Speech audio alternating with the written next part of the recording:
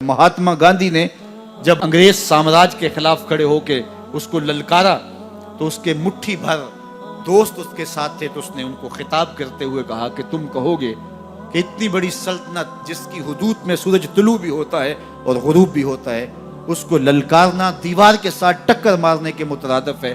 لیکن اس کے باوجود میں اس سامراج کو للکار رہا ہوں اس لیے کہ میرے سامنے حسین ابن علی کا کردار موجود ہے۔ تو حضرت امام حسین نے مقام بیضا پہ کہا تھا، لوگوں مجھے پتا ہے اب میرے ساتھ وہاں کیا ہونے والا ہے۔ 72 پیاس اور بھوک میں مبتلا لوگ ہزاروں کے لشکر کے مقابلے کے اندر جس صورتحال سے دو چار ہوں گے وہ نگاہوں سے مخفی نہیں تھا۔ پھر مخدرات اسلام اور مخدرات سادات بھی ساتھ تھی۔ کہا مجھے پتا ہے کہ کیا ہونے والا ہے، میری نظریں اس منظر نامے کو، اس کے بھیانک تصور کو دیکھ رہی ہیں، لیکن اس کے باوجود سب کچھ سہنے کے لیے تیار ہوں۔ میری لاش پہ گھوڑے دوڑیں اور میرے بیٹے میرے ہاتھ میں ذبح ہوں اور مخدرات دین کے ساتھ جو سلوک کیا جائے سب کچھ میری نگاہوں میں ہے، لیکن اس کے باوجود میں مسلسل آگے کیوں بڑھتا چلا جا رہا ہوں؟ وَلَكُمْ فِيَّ أُسْوَةٌ، اس لیے جا رہا ہوں کہ قیامت تک ظلم کے خلاف کھڑے ہونے والوں کے لیے میری زندگی ایک نمونہ تو ہو۔ میں لوگوں کے لیے ایک نمونہ بننا چاہتا ہوں تاکہ میں استعارہ بن جاؤں ظلم کے خلاف کھڑا ہونے کا، جبر کے خلاف کھڑا ہونے کا۔ امام عاشقاں پورے بطول، سرو آزاد دبستان رسول، اللہ اللہ بائے بسم اللہ پدر،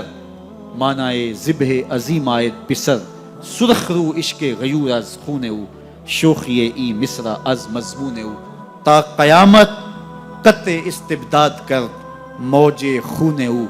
چمن ایجاد کر۔ اللہ حسین ابن علی کے اسوہ نور کو ہماری زندگیوں میں اتار دے۔ ہم ساری زندگی محرم کے ایام میں کھڑے ہو کے اور باقی سال کے ایام میں کھڑے ہو کے صرف حسین حسین ہی نہ کرتے رہیں، بلکہ ہم اپنا جائزہ لیں کہ ہماری زندگی کے اندر جو ہمارے اعمال ہیں، جو ہمارے افعال ہیں، جو ہمارا طرز حیات ہے، ہمارا جو انداز معاشرت ہے، وہ یزید کے قریب ہے یا حسین ابن علی کے قریب ہے۔ ہم یزید کی زندگی کا عکس بھی دیکھتے ہیں اور حضرت امام حسین کی زندگی کا نقشہ بھی ہمارے سامنے ہے،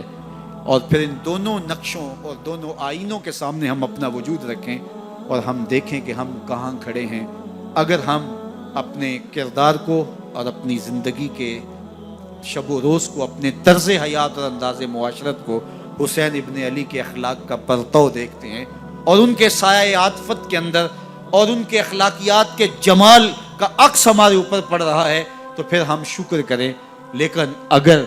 ہماری ساری کرتوتیں یزید والی ہیں، ہمارا طرز معاشرت یزید والا ہے، تو پھر نام حسین لینا سوائے منافقت کے اور کچھ نہیں ہوگا۔ آئیے میں اور آپ اپنے عمل اور اپنے رویوں پہ غور کریں، اور آج کا دن خاص طور پہ ہمیں اس کی طرف بلاتا ہے۔ اللہ مجھے آپ کو اپنی راہوں کا مسافر رکھے۔